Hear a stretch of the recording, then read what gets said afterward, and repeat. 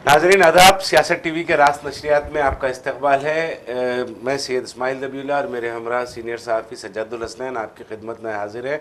आलमी, कौमी और इलाक़ाई ताज़ा ख़बरों और नए मौज़ूआत से आज की शुरुआत करेंगे। नाजरीन, सबसे अहम ख़बर आज 25 मार्च है। आज ही कुल जमाती इजलास मौजूदा सूरत हाल मशरक़ वस्ता की जंगी सूरत हाल के पेश नज़र वज़ीर आज़म नरेंद्र मोदी की क़यादत में आज एक कुल जमाती इजलास मुनक़्क़िद होने वाला है, जिसमें तमाम सियासी जमातों को मदऊ किया गया है। वज़ीर आज़म ने पार्लियामेंट में हालिया दिनों में ख़िताब करते हुए ये कहा था कि मुश्किल हालात में मुल्क को ज़रूरत है इत्तेहाद की, सारी दुनिया को हम अपने इत्तेहाद का पैगाम अरसाल करने की सख्त ज़रूरत है, क्योंकि सारी दुनिया फ़िलहाल माशी बहरान का शिकार है। उसकी वजह जो है ईरान, इसराइल और अमेरिका के माबैन जारी जंग है। नाज़रीन, आपको बता दें कि राहुल गांधी ने इस मीटिंग में शिरकत नहीं करने का ऐलान किया है। उन्होंने कहा है कि पहले से ही वो 25 मार्च को केरला में अपने पहले से मुकर्ररा प्रोग्राम में वो शिरकत करने की वजह से ये कुल जमाती इजलास में शरीक नहीं होंगे। ताहम वो तमाम सियासी जमातें जिनके नुमाइंदे पार्लियामेंट में हैं और उसके अलावा जो तमाम सियासी जमातें इस इजलास में शिरकत कर सकते हैं। देखेंगे कि क्या हालात निकलते, क्या बात होती है। एक ख़बर ये भी आई कि वज़ीर दिफ़ा राजनाथ सिंह ने हंगामा इजलास वज़ारत दिफ़ा के अहम अहलकारों के साथ, अहदेदारों के साथ उन्होंने वो भी मुनक़्क़िद किया है। दरअसल जो सूरत हाल दिन ब दिन बिगड़ती जा रही है, सबसे अहम मसला जो है लोगों में खौफ, हिरासानी है, परेशानी है। जिस तरीक़े की गुफ्तगू वज़ीर आज़म नरेंद्र मोदी ने पार्लियामेंट ऐवान राज्यसभा में लोकसभा में अपनी तकरीर के दौरान जिस तरीके के इशारे वज़ीर आज़म नरेंद्र मोदी ने दिए हैं, वो आवाम के लिए, आवाम की तशवीश में इजाफे का सबब बने। इसी से हम आज की शुरुआत करते हैं। जी सज्जाद साहब। कि देखिए, जंग जो है वो सत इख्तियार करती जा रही है। सूरत हाल संगीन हो गई है। 26-27 दिन गुजर चुके हैं जंग के, और इन 26 दिनों में सूरत हाल बिगड़ने के बजाय और संभलने के बजाय और बिगड़ती जा रही है। देखिए, एक जानिब अमेरिका जो है 15 नुकाती फार्मूला पेश करता है जंग बंदी के लिए, दूसरी जानिब इज़राइल जो है वो कैस्पियन सी, जो दुनिया का सबसे बड़ा अंदरूनी आबी ज़ख़ीरा कहलाता है, जो ईरान की सरहदों से आगे रूस की तरफ है, रूस जिसको इस्तेमाल करता है, एक समुद्री ख़िता है जो रूस के ज़ेर इस्तेमाल है और एक महफूज गुज़रगाह समझी जाती है ईरान से रूस के लिए, और दीगर ममालिक से रूस का और रास्ता समझा जाता है। उस रास्ते पे इज़राइल ने न सिर्फ बमबारी की है बल्कि उसने धमकी भी दी है कि इस गुज़रगाह को हम जो है पूरी तरीके से डैमेज कर देंगे। तो इस तरीके से ऐसा मालूम होता है कि एक जानिब अमेरिकी सदर ट्रम्प जो है इस जंग को ख़त्म करने के लिए कुछ फार्मूला बना रहे हैं, तो दूसरी जानिब इज़राइल इस जंग को वसअत देने का ख्वाह है। इज़राइल ये चाहता है कि जंग में जो है दूसरे मुल्कों भी लपेट लिया, मुल्कों को भी लपेट लिया। आपने कहा कि जंग के जोग्राफियाई हुदूद जो है वो बढ़ाने की, इजाफे की कोशिश कर रहा है, उसको तौसी देने की कोशिश कर रहा है। यहाँ पर एक बात मैं आपको बता दूं सज्जाद साहब, मैं एक वीडियो देख रहा था नेतन्याहू का। देखिए, खैर मैं प्लेटफॉर्म पे से, न्यूज़ प्लेटफॉर्म से मैं वो बात तो नहीं कह सकता, मगर नेतन्याहू का एक वीडियो मैं देख रहा था। नेतन्याहू जो है ये कह रहा था कि वो अमेरिका की बात भी नहीं सुनेगा। अमेरिका जंग बंदी का जो फैसला है वो हम करने वाले हैं, अमेरिका के इख्तियार में नहीं है जंग बंदी का फैसला हम करेंगे। देखिए, एक तरफ अमेरिका को ले जाकर जंग में झोंकने की जिम्मेदारी इसराइल पर है, ईरान पर जबरदस्ती के जंग मुसल्लत करने की जिम्मेदारी इसराइल पर है, और सारी दुनिया को माशी बहरान के मतलब किनारे लाकर खड़ा कर देने का, माशी बहरान की तरफ ले जाने का काम जो है उसकी जिम्मेदार इसराइल है। और इस तरीके की हरकतें इसराइल की जो है वो मजीद परेशानियों का सबब बन सकती है।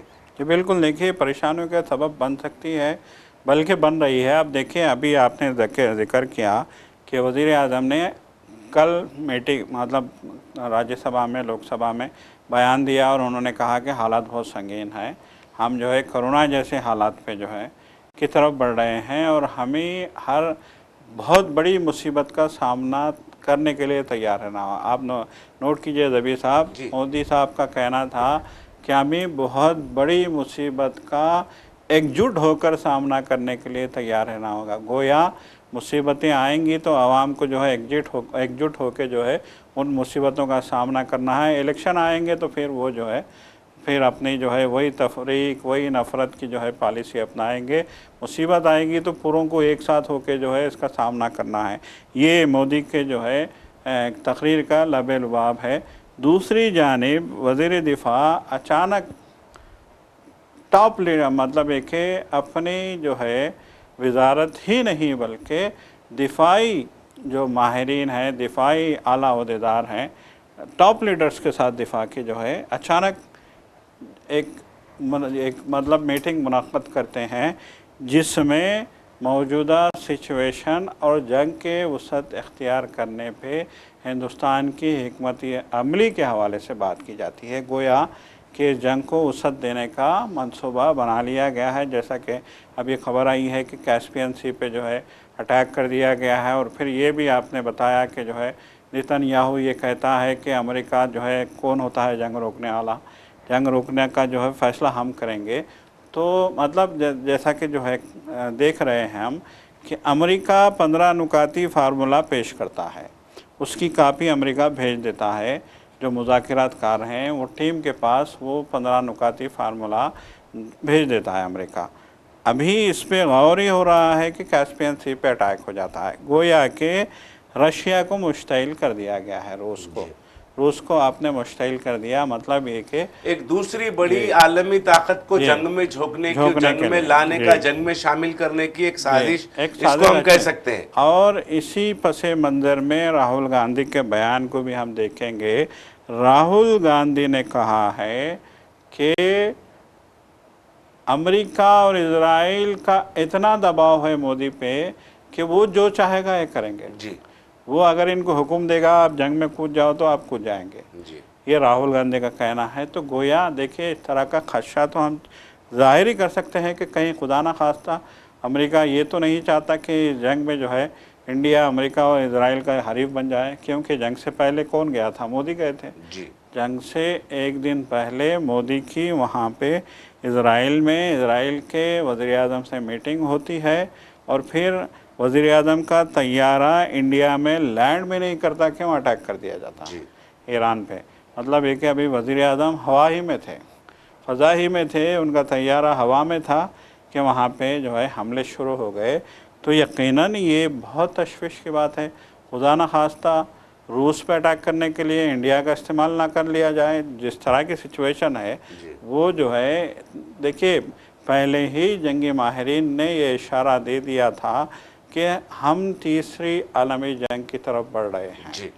तो कहीं खुदा न खास्ता ये एक बहुत बड़ी आलमी जंग ना हो जाए, क्योंकि जिस तरीके से वज़ीर-ए-आज़म ने कहा कि हमें बुरे हालत के लिए तैयार रहना है। रूस के साथ साथ पाकिस्तान भी एक महफूज ठिकाना है अमेरिका के लिए रूस पे हमला करने के लिए। फिर अब जो है पाकिस्तान को अफगानिस्तान से उलझाए रखा है, और फिर इसी बहाने कुछ भी हो सकता है आने वाले दिनों में। जैसा कि आपने कहा कि आलमी जंग की तरफ दुनिया जा रही है, पेशिन गोई है, जंगी माहिरीन की पेशिन गोइयाँ हैं कि दुनिया जो है आलमी जंग की तरफ पेशकदमी कर रही है। यकीनन जब रशिया कूदेगा तो फिर यकीनन चाइना का भी खामोश रहना यहाँ पर ठीक नहीं रहेगा। फिर बहुत सारे मामलात होंगे, नॉर्थ कोरिया और साउथ कोरिया भी जंग में शामिल हो जाएंगे। तो इस तरीके से जो बड़ी ताकतें हैं वो बड़ी ताकतों का जंग में शामिल होना इस तरफ इशारा कर रहा है कि इसराइल ने जो महफूज आबी गुजरगाह है उस पर रशिया की महफूज आबी गुजरगाह पे हमला करते हुए, हालांकि अब तक रशिया का इस जंग में कहीं पे भी रास्त इन्वॉल्वमेंट या रास्त तौर पर बिलरास्त मुलविस नहीं है रशिया, उसके बावजूद भी आप रशिया की महफूज रूस की महफूज आबी गुजरगाह पर हमला करना इस बात की तरफ यकीनन इशारा कर रहा है कि इसराइल सारी दुनिया को आलमी जंग में झोंकने का काम कर रहा है। देखिए जहाँ तक ईरान पर बात थी, ईरान ने आबनाए हरमुज को रोककर सारी दुनिया को बता दिया कि ईरान पर हमला अमेरिका और इसराइल का जो जंग मुसल्लत की गई है वो गलत है। जी बिल्कुल बिल्कुल। देखिए यकीनन जिस तरीके के जो है हालात अब हो रहे हैं वो बहुत संगीन होते जा रहे हैं। जैसा कि हम देख रहे हैं कि हिंदुस्तान के हर शहर में एलपीजी की तो किल्लत हो गई है, लोग मारामारी में आ गए हैं। आज मैं वीडियो देख रहा था कि एक आम आदमी, एक छोटे से गांव में एक आम आदमी गैस का सिलेंडर जो है सड़क पे पटक रहा है उठा के, मुसलसल वो पटके जा रहा है, सिलेंडर को फेंक रहा है सड़क पे। तो इससे मतलब उसकी झंझलाहट और गैस ना मिलने से उसके अंदर का जो गुस्सा है वो ज़ाहिर हो रहा था। देखिए खुदा ना खास्ता ये झंझलाहट, ये गुस्सा, ये बेबसी लोगों में जो है एक नई जो है एक ऐसी हालत ना पैदा कर दें कि वो सड़क पे आ जाएं। जी। खुदा ना खास्ता देखिए बार बार कहा गया है कि खुदा ना खास्ता बांग्लादेश और श्रीलंका वाले हालात ना बन जाए इंडिया के भी। देखिए जब लोगों को गैस नहीं मिलेगी, जब लोगों को नौकरी नहीं मिली, अभी जो सूरत हाल है नौकरी नहीं मिली है लोगों को, महंगाई से परेशान है, महंगाई और नौकरी बेरोज़गारी से परेशान लोगों को अगर गैस और पेट्रोल जैसी बुनियादी सहूलतों से भी महरूम कर दिया गया तो फिर क्या होगा। आज होटल इंडस्ट्री पूरी तरीके से बंद होती जा रही है। देखिए सैयद साहब, आपने बेहतरीन इशारा दिया है। बांग्लादेश और नेपाल में जो जेन जी का एहतजाज हुआ, जेन जी जो सड़कों पर उतरा, जेन जी ने हुकूमतों की नाकाम पॉलिसियों, बांग्लादेश और नेपाल की हुकूमतों की नाकाम पॉलिसियों के खिलाफ सड़कों पर उतरकर एहतजाज किया, जमहूरी तर्ज तरीके से एहतजाज किया, पुरतशद्दुद एहतजाज किया और वहाँ पर हुकूमतों का तख्ता पलटा। हिंदुस्तान में भी बड़ी आबादी जो है नौजवानों की है, जनजी की है। यकीनन अगर नाइंसाफ़ियों का, हक़ तलफ़ियों का और इसी सिलसिला इसी तरह मुसलसल जारी रहेगा तो यकीनन फिर जनजी का एहतजाज को हिंदुस्तान में भी कोई रोक नहीं सकता। जैसा जी बिल्कुल, देखिए अब मैंने वही कहा कि एक छोटा सा गांव महाराष्ट्र का, बहुत छोटा गांव है, उस छोटे से गांव का एक शख्स सिलेंडर गैस का जो है सड़क पे फेंक सकता है तो कुछ भी हो सकता है। उस गुस्से में, झुंझलाहट में अगर वो सिलेंडर सड़क पे फेंक रहा है, लोगों के बीच में, गाड़ियों के बीच में फेंक के अपने गुस्से को ज़ाहिर कर रहा है तो यकीनन लोगों में एक बेबसी है। कब तक आखिर लोग जो है बर्दाश्त करेंगे, कब तक जो है। देखिए आपने जो अफ़ीम खिलाई है, मज़हब की अफ़ीम या फिर जो है नफ़रत की अफ़ीम जो खिलाई है, उसका नशा कभी ना कभी तो टूटना है। देखिए सैयद साहब, आपने बहुत ही अच्छी तरह इशारा किया मजहब की अफयून का। आप देखिए वजीर आजम नरेंद्र मोदी जो है पार्लियामेंट में जब मुल्क मुश्किल हालात में आता है तो पार्लियामेंट में खड़े होकर कहते हैं कि सारी दुनिया को हमें इत्तेहाद का पैगाम देना है, मुत्तहिद होना है इस मुश्किल वक्त में। सियासी जमातों को इत्तेहाद की दावत देते हैं वजीर आजम नरेंद्र मोदी। और वजीर आजम नरेंद्र मोदी और बीजेपी की जानिब से खिलाई गई फिरका परस्ती की अफ्यून का नतीजा ये है। दिल्ली में एक कैब ड्राइवर रैपिडो का वो कहता है कि मुसलमानों को मेरी गाड़ी में बैठने की इजाज़त नहीं है। फिर लखनऊ में एक गैस एजेंसी जहां पर अली खालिद नामी ओनर उसके हैं, उसके बाहर खड़ी कतार है, तवील कतार खड़ी हुई है उनकी गैस एजेंसी के बाहर, लोग कतार में खड़े हैं। वहां पर हिंदू रक्षा दल के लोग जाते हैं, हिंदू रक्षा दल के लोग जाकर खालिद को कहते हैं कि सिलेंडर चाहिए। खालिद जब ये कहते हैं कि बाहर कतार में खड़े लोगों में आप भी खड़े हो जाएं, आपको भी फराहम कर दिया जाएगा, जबकि वो बाहर जो कतार में लोग खड़े हुए हैं वो उनमें कोई मुसलमान है, कोई हिंदू है, कोई सिख है, कोई ईसाई है, मुख्तलिफ मज़ाहिब के लोग खड़े हैं। तो उनके साथ इन्हें खड़े रहने को जब कहता है तो हिंदू रक्षा दल के लोग खालिद को ये कहते हैं कि बांग्लादेश नहीं है, ये हिंदू राष्ट्र है। देखिए वजीर आजम को सबसे पहले ये जो अफ्यून मजहब की फिरका परस्ती की अफ्यून जो आवाम को खिलाई गई है, जो नारंगी अंडों को जो खिलाई गई है ये मजहबी अफ्यून, उसको दूर करना चाहिए। पहले यहाँ पर इसको ये नफरत को ख़त्म करना चाहिए। उसके बाद फिर पार्लियामेंट में आकर वज़ीर आज़म को चाहिए कि इत्तेहाद के मुजाहरे की दावत दे। जी बिल्कुल, देखिए यकीनन ये आपने जो है बहुत अहम बात की है कि नफ़रत का इतना माहौल बना दिया गया है कि नमाज के लिए लोग जाते हैं तो उनको रोकने की कोशिश की जाती है। ईद की नमाज में हो चुका है, बहुत सारे जो है यूपी के गांव में, उत्तर प्रदेश तो सरे फहरिस्त रहा इस मामले में, बिल्कुल सरे फहरिस्त रहा है। लोगों को जो है नमाज़ों से रोका गया, उनके साथ बदतमीज़ी की गया। और सबसे बड़ा अलमिया ये है कि प्रशासन ने, पुलिस ने जो है लोगों के साथ बदतमीज़ी की। अब ये हो गया है कि जो है देखिए बुलंदशहर जो है यूपी का, ये एक जो है एक बड़ा शहर है, इसमें कोई शक नहीं है। और उस शहर में मुसलमानों की आबादी ज़्यादा है, अक्सरियत है। उस शहर में खालिद नाम के एक शख्स के पास जो है एजेंसी है गैस की, और वो कहता है कि जो है पहले तो आपको बुक करानी है। देखिए बुक कराने, गैस बुक कराने का सिस्टम ये हो गया है कि 25 दिन से पहले आपका जो है सिलेंडर बुक नहीं हो रहा है। जब आपकी डिलीवरी, सिलेंडर की डिलीवरी के बाद 25 दिन के बाद आपका ऑनलाइन बुकिंग हो रही है। अब आप जब ऑनलाइन बुकिंग कराते हैं तो उसके बाद खालिद ने कहा कि भाई आपने बुकिंग करा दी है, ऑनलाइन आपकी बुकिंग कबूल हो गई है, तो उस नंबर के साथ, जो नंबर आपको अलॉट हुआ है बुकिंग का, उस नंबर के साथ आप आइए, कतार में खड़े रहिए, हिसाब से मिल जाएगा। सबको जो है लाइन में खड़े होना है। मोदी ने तो कतार में खड़ा कर दिया है, अपनी माँ को नोटबंदी से लेके आज तक। खड़ा कर रखा, कतार में खड़ा किया। बिल्कुल, तो मोदी ने तो जो है लाइन लगाने का जो है एक नया सिलसिला शुरू किया है। लाशों की लाइन लगाई गई थी, फिर जो है नोटबंदी के टाइम पे जो है बैंकों के पास कतारें खड़ी कर दी गई थी, और आज जो है गैस सिलेंडर के लिए कतार खड़ी कर दी गई है। तो उसने कहा कि लाइन में आओ, मिल जाएगा। तो उसके जवाब में उसको धमकी देना, ये कहना कि ये बांग्लादेश नहीं है, उससे ये कहना कि ये हिंदू राष्ट्र है। हिंदू राष्ट्र है जो भी है, कम से कम रूल तो कम मानो आप। हिंदू राष्ट्र का मतलब क्या, आप रूल नहीं मानोगे? हिंदू राष्ट्र का मतलब क्या, जो मैसेज क्या आप देना चाहते हैं? नहीं, ये सबसे बड़ा मुझे जहाँ तक ये लगता है सज्जाद साहब के, वो अल खालिद नाम जब अली खालिद उन्होंने देखा तो ये समझा कि ये बांग्लादेश के हैं, मुसलमान है यहाँ पर, लिहाजा इनको ये कहकर डराया जाए कि ये बांग्लादेश नहीं है, ये हिंदू राष्ट्र है। अगर आपको हिंदू रक्षा दल वालों को हिंदू राष्ट्र का ही इतना दम भरना है, इतनी ताकत आपको दिखानी है, इतनी हिम्मत आपके पास है, तो फिर आप क्यों नहीं चले आते पाकिस्तान की सरहद पर जाकर? क्यों पाकिस्तान की फौज को नहीं बताते कि हम हिंदू राष्ट्र में, आओ हमसे मुकाबला करो? क्यों हमारे फौजी जवानों की जानों को ज़ाय करते हो? फौजी जवान हमारे सरहदों पर खड़े होते हैं, खड़े होकर मुल्क की हिफाजत करते हैं, दिन रात मेहनत करते हैं ताकि हम चैन की नींद सो सके। और जब हम चैन की नींद सोने की बात करते हैं मुल्क के अंदर, तो हिंदू रक्षा दल के ये जो नारंगी अंडे हैं, ये नारंगी अंडे निकलते हैं। नारंगी अंडे निकलकर डराने की, धमकाने की कोशिश करते हैं। क्योंकि खालिद मुसलमान है, इसीलिए खालिद को ये कहा गया कि ये बांग्लादेश नहीं, हिंदू राष्ट्र है। ये समझने की ज़रूरत है।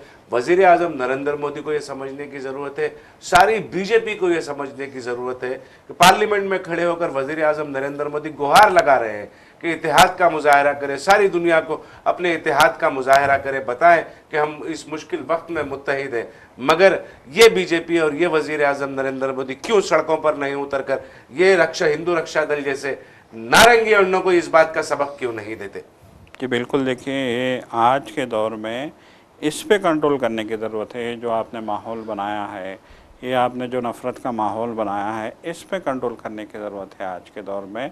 वरना तो जिस तरह के हालात हैं, जिस तरह की जंग हुई है, और इस जंग में आपने जिस तरह के तासुब का मुजाहरा करके, जिस तरह की सोच का मुजाहरा करके, जिस तरह के नज़रियात का आपने जो है पालन करके आपने इसराइल से दोस्ती का हाथ बढ़ाया है, उसका खमियाज़ा आज पूरी कौम को भुगतना पड़ेगा। देखिए इस मुल्क में हिंदू भी हैं, मुसलमान भी हैं, क्रिश्चियन भी हैं, सिख भी हैं, ईसाई, सभी जो है मज़ाहिब के मानने वाले लोग इस मुल्क में हैं। लेकिन आप इक़्तिदार में आ गए तो आपने समझा कि हम जो चाहें करेंगे, हम जो चाहे अपनी पॉलिसी बनाएंगे, हम जो चाहे करेंगे। देखिए आज क्या सूरत हाल है। आपने ईरान से दुश्मनी की, आपने ये सोचा कि 2-3 दिनों में इजराइल ईरान को निपटा लेगा, फिर हम तो जो है यहाँ पे शेर शेर होंगे। तो फिर आज नतीजा ये निकल के आया है कि आप जो है खौफ में मुब्तला हो गए हो, और आपके अवाम जो है सड़कों पे आ गए हैं। पहले गैस की लाइन लगा दी, पेट्रोल की लाइन लगा दी, ऑटो वाले, रिक्शे वाले, दुकानों वाले, होटल वाले, मतलब एक है लाखों लोगों को आपने बेरोजगार करने का। होटल इंडस्ट्री तो तबाही के दहाने पर, बंद होने के दहाने पर है। पेट्रोल और डीजल से चलने वाली तमाम गाड़ियां जो हैं, वो भी यकीनन अगर पेट्रोल डीजल की किल्लत हो जाएगी, फराहमी बंद हो जाएगी, सरबराही बंद हो जाएगी, तो यकीनन वो भी मान पड़ जाएंगी, वो भी बंद हो जाएंगी। तो फिर आप क्या करेंगे उसके बाद? देखिए देखिए मुल्क को तरक्की की तरफ ले जाने का कौन से रास्तों को आपने खुला रखा है? जी बिल्कुल, वो आप कहते थे कि पकोड़े बनाओ, पकोड़े बनाने के लिए गैस तक नहीं है। गैस नहीं है। गैस देखिए नहीं। अब आप बताइए। ऐसा लग रहा है कि हिंदू राष्ट्र बनाते बनाते आप मुल्क को आप कदीम पुराने जमाने में लेकर चले गए जी हैं। बिल्कुल। यकीनन अब नारंगी अंडों के पास तो यकीनन वो जो गोबर की उपलियां हैं वो तो रहेंगी और जी। उसी पे पकवान होगा, उसी पर खाने बनेंगे, उसी पर तमाम चीजें यकीनन उनके लिए होंगी। मगर जो शहरी इलाकों में रहने वाले लोग हैं उनके लिए हुकूमत को यकीनन बहुत सारे मौसर इक़दाम करने की ज़रूरत थी। वज़ीर आज़म नरेंद्र मोदी का जो खिताब था उसमें उन्होंने बातें तो बड़ी बड़ी की हैं। वहाँ खिताब में उन्होंने बुलंदबांग दावे तो किए हैं। उन्होंने कहा कि पिछले 10 सालों में, पिछले एक दहे में इस बात की कोशिश की गई कि ईंधन को महफूज किया जा सके, मगर ईंधन को महफूज करने के कोई रास्ते हमें तो कभी कभी दिखाई नहीं दिए। जैसा जैसा पेट्रोल खरीदा गया, डीजल खरीदा गया, रशिया से कम कीमतों में पेट्रोल डीजल खरीदा गया और वो आपके जो सरमाएकार दोस्त हैं उन्होंने अपनी तहवील में उसको ले लिया। यकीनन आपके पास होगा, रखेंगे, मगर अगर वो फराहम भी किया जाएगा तो फिर उसकी कीमतें जो है वो बहुत ज़्यादा हो जाएंगी। तो यकीनन राहुल गांधी ने मगरबी एशिया के जो तनाज़ा है वो तनाज़े के हवाले से वज़ीर आज़म नरेंद्र मोदी का बयान और मगरबी एशिया के तनाज़े को कोविड से जोड़ने, वो जो पैंडमिक की जो हालात थे उससे जोड़ने पर राहुल गांधी ने शदीद तनकीद की है। राहुल गांधी ने इसको कहा है कि ये हुकूमत की नाकाम पॉलिसियों का नतीजा है जो आज हम भुगत रहे हैं। कोविड में जिस किस्म के हालात का हिंदुस्तान के अवाम ने सामना किया था वो नातजुर्बेकाराना फैसलों की वजह से था, और जो अब हम भुगत रहे हैं, जिसका हम खमियाजा भुगत रहे हैं, अवाम भुगत रही है खमियाजा, ये नाकाम खारिजी पॉलिसियों का नतीजा है। जी बिल्कुल। देखिए, एक जानिब ट्रंप कहते हैं कि हमारे पास 25 साल का क्रूड ऑयल है, हमें फिक्र करने की कोई ज़रूरत नहीं है। दूसरी जानिब इंडिया जैसे वसीअ व अरीज़ मुल्क, 140 करोड़ लोगों की जो है ये इंतहाई जो है वसीअ व अरीज़ मुल्क का ये आलम है कि यहाँ पे 25 दिन के भी पेट्रोल की अवेलेबिलिटी की गारंटी नहीं है। तो आप अंदाज़ा लगाइए कि क्या सिचुएशन हो गई है। देखिए, कहा जा रहा है कि 300 से ज़्यादा जहाज़ इंडिया के तेल और गैस लेके आबनाए हुर्मुज़ को क्रॉस करने के लिए वहाँ पे खड़े हैं। सिर्फ 2 जहाज़ों को जाने की एक हफ़्ता पहले इजाज़त दी गई और कहा जा रहा है कि इन 2 जहाज़ों में जितना गैस आई है, सिर्फ गैस वाले जहाज़ थे, वो गैस इंडिया के लिए सिर्फ 2 दिन की रिक्वायरमेंट पूरी कर सकती है। 2 दिन की ज़रूरत आपकी पूरी कर सकती है 2 जहाज़ों की गैस, जबकि डेली कहा जाता है कि डेली जो है दर्जन से भी ज़्यादा जहाज़ मुंबई के साहिल पे, कच्छ के साहिल पे, गुजरात के साहिल पे, विशाखापट्टनम के साहिल पे और जो है अपने केरल के साहिल पे, कोलकाता के साहिल पे आते थे रोज़ाना गैस लेके, तेल लेके, तो तब हमारी ज़रूरतें पूरी होती थीं।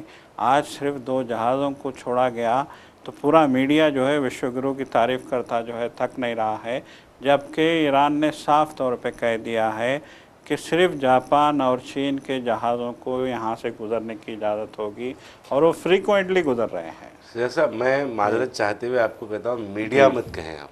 जी बिल्कुल। ये जो लोग हैं ये गोदी मीडिया हैं, ये बिल्कुल, ये चाटुकारिता कर रहे हैं। ये हिंदी का एक बिल्कुल। लफ्ज़ इस्तेमाल अक्सर करते हैं, हिंदी के बड़े जर्नलिस्ट करते हैं। ये लोग जो हैं ये लोग सहाफ़ी नहीं है, ये चाटुकारिता का ये काम कर रहे हैं। यकीनन देखिए, आपने कहा कि 2 जहाज़ों को छोड़ा गया और ये 22 जहाज़, आप क्रोनोलॉजी को समझने की कोशिश करिए। ईरान पर हमले से 1 माह से ज़ायद अरसा क़ब्ल अमेरिकी सदर डोनाल्ड ट्रंप ने वेनेजुएला के सदर को अगवा कर लिया उसके मुल्क से, और वेनेजुएला के सारे पेट्रोल पर अपना कब्जा कर लिया। आप देखिए, अमेरिका महफूज है, जी बिल्कुल महफूज है, इसराइल महफूज है, इसराइल महफूज है। अब फिर अब जो इसराइल में जाके नाचते हैं और गाते हैं, उनके लिए परेशानी है। उनके लिए परेशानी। इसको क्यों समझ, देखिए अमेरिका, हिंदुस्तान का ये हमेशा एक मौक़िफ़ रहा है, जी दुनिया में कहीं पर भी कुछ भी हो जाए, जंग के हालात में अमेरिका और रशिया की जंग भी अमेरिका हिंदुस्तान ने रशिया का साथ दिया था, बिल्कुल अमेरिका का साथ नहीं दिया था उस वक्त। साथ कभी भी नहीं। और जहां फलस्तीन और इसराइल की बात आए तो हिंदुस्तान ने हमेशा फलस्तीन का साथ दिया, फलस्तीन के काज के साथ खड़े रहे नहीं। और आज़ाद फलस्तीन की हिमायत की। ये बिल्कुल इराक और ईरान की जंग जब भी, तो इराक और ईरान जंग के मामले में हिंदुस्तान ने पूरी मुकम्मल तौर पर अपनी खारिजा पॉलिसी के तहत क्या बोलना चाहिए, उससे दूरी इख्तियार की, गैर जानिबदारी का इजहार किया। ईरान को भी समझाता रहा और इराक को भी समझाता रहा। ईरान को भी यकीन दिलाया कि हम तुम्हारे दोस्त हैं, इराक को भी यकीन दिलाया कि हम तुम्हारे दोस्त हैं। इस तरीके की पॉलिसी ये हमारी रही है। इसी वजह से हिंदुस्तान को कभी इस कदर मुश्किल हालात का सामना कभी नहीं करना पड़ा। और आज जिन हालात का हम सामना कर रहे हैं उसका नतीजा ये है कि एप्स्टीन फाइल, ये कहते हैं कि राहुल गांधी कहते हैं कि एप्स्टीन फाइल्स का दबाव है। एप्स्टीन फाइल्स की वजह से जो है अमेरिका जो कहेगा ये करेंगे। राहुल गांधी ने वाज़े तौर पर कहा है कि वजीर आजम नरेंद्र मोदी के लिए शख्सी मफादात मुल्क की मफादात से बहुत ज़्यादा अहमियत के हामिल है। जी बिल्कुल यकीनन। देखिए ये सबसे अहम बात यही है कि इन्होंने सारा कुछ जो किया है, या तो उनको आरएसएस को मुस्तहकम करना था, या बीजेपी को मुस्तहकम करना था, या अडानी को मुस्तहकम करना था, या फिर अपने हवारी सरमायाकारों को मुस्तहकम करना था।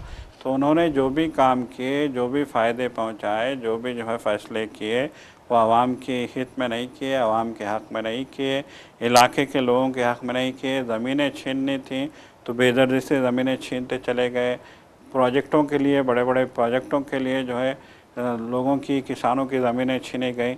सब कुछ आप तक जो भी हो रहा है, एयरपोर्ट्स बन रहे हैं, ट्रेनें, नए नए स्टेशन बन रहे हैं, नई ट्रेनें जो है चालू की गई हैं, ये सारा का सारा फ़ायदा सरमायाकारों को हो रहा है।